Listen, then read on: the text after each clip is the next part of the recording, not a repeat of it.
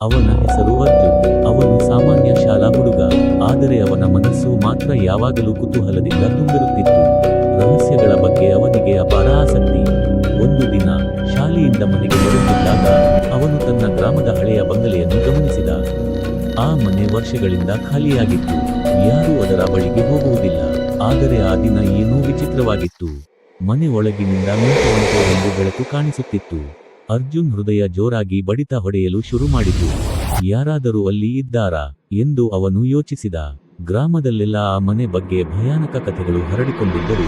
ಅಲ್ಲಿ ರಾತ್ರಿ ಯಾರೋ ನಡೆಯುವ ಶಬ್ದ ಬರುತ್ತದೆ, ಕಿಟಕಿಗಳಲ್ಲಿ ನೆರಳುಗಳು ಕಾಣಿಸುತ್ತವೆ ಎಂದು. ಆದರೂ ಅರ್ಜುನ್ನ ಕುತೂಹಲ ಭಯಕ್ಕಿಂತ ದೊಡ್ಡದಾಗಿತ್ತು. ಅವನು ನಿಧಾನವಾಗಿ ಗೇಟ್ ಕಡೆ ನಡೆದುಕೊಂಡು ಹೋದ. ಗೇಟ್ ಸ್ವಲ್ಪ ತೆರೆದಿತ್ತು.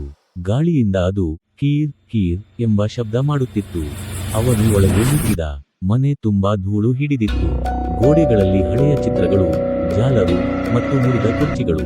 ಆದರೆ ಒಂದು ವಿಷಯ ಮಾತ್ರ ವಿಚಿತ್ರ. ಹಾಲ ಮಧ್ಯದಲ್ಲಿ ಒಂದು ಟೇಬಲ್ ಮೇಲೆ ಒಂದು ದೀಪ ಹೊತ್ತಿ ಉರಿಯುತ್ತಿತ್ತು. ಇದನ್ನು ಯಾರು ಹಚ್ಚಿದ್ದಾರೆ? ಅರ್ಜುನ್ ತನ್ನೊಳಗೆ ಕೇಳಿಕೊಂಡ. ಹಠಾತ್ ಮೇಲಿನ ಮಹಡಿಯಿಂದ ಧಮ್ ಎಂಬ ಶಬ್ದ ಕೇಳಿಸಿತು. ಅರ್ಜುನ್ ನಿಂತಿದ್ದ ಜಾಗದಲ್ಲೇ ಗಟ್ಟಿಯಾಗಿ ನಿಂತುಬಿಟ್ಟ. ಅವನ ಉಸಿರು ನಿಂತಂತೆ ಆಯಿತು.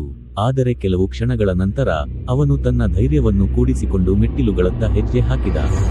ಪ್ರತಿ ಹೆಜ್ಜೆಯಲ್ಲೂ ಮೆಟ್ಟಿಲು ಕ್ರೀಕ್ ಕ್ರೀಕ್ ಎಂದು ಶಬ್ದ ಮಾಡುತ್ತಿತ್ತು. ಮೇಲೆ ತಲುಪಿದಾಗ ಒಂದು ಬಾಗಿಲು ಅರ್ಧ ತೆರೆದಿತ್ತು. ಒಳಗಿನಿಂದ ಮೃದುವಾದ ಬೆಳಕು ಬರುತ್ತಿತ್ತು. ಅವನು ಬಾಗಿಲನ್ನು ನಿಧಾನವಾಗಿ ತಳ್ಳಿದ. ಒಳಗೆ ಯಾರೂ ಇರಲಿಲ್ಲ. ಆದರೆ ಒಂದು ಹಳೆಯ ಅಲ್ಮಾರಿಯ ಬಾಗಿಲು ನಿಧಾನವಾಗಿ ತೆರೆಯುತ್ತಿತ್ತು. ಅರ್ಜುನ್ ಬೆಚ್ಚಿಬಿದ್ದ. ಇದು ಹೇಗೆ ಸಾಧ್ಯ? ಅವನು ಮುಂದೆ ಹೋಗಿ ಅಲ್ಮಾರಿಯೊಳಗೆ ನೋಡಿದ. ಅದರೊಳಗೆ ಒಂದು ಹಳೆಯ ಡೈರಿ ಇತ್ತು.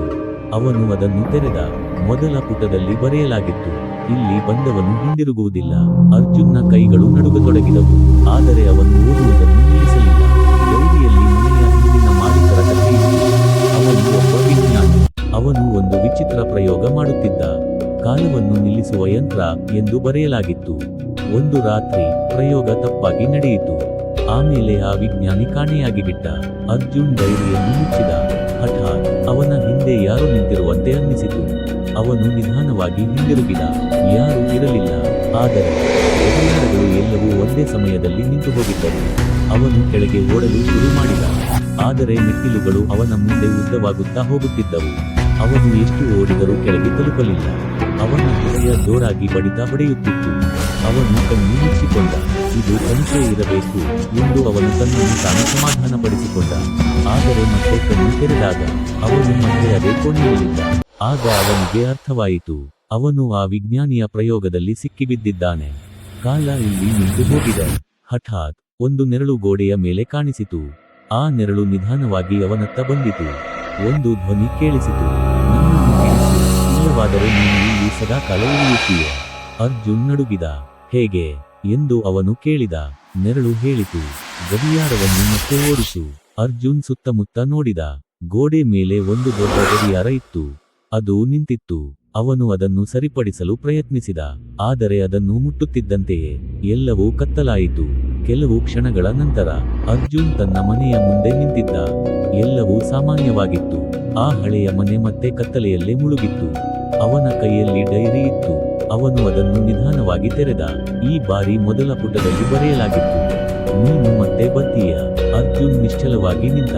ಅವನ ಮುಖದಲ್ಲಿ ಭಯ ಮತ್ತು ಕುತೂಹಲ ಎರಡೂ ಮಿಶ್ರವಾಗಿದ್ದವು. ಆ ರಾತ್ರಿ ಅವನು ಮಲಗಲಿಲ್ಲ. ಯಾಕಂದ್ರೆ ಅವನಿಗೆ ಗೊತ್ತಿತ್ತು, ಈ ಕಥೆ ಇನ್ನೂ ಮುಗಿದಿಲ್ಲ.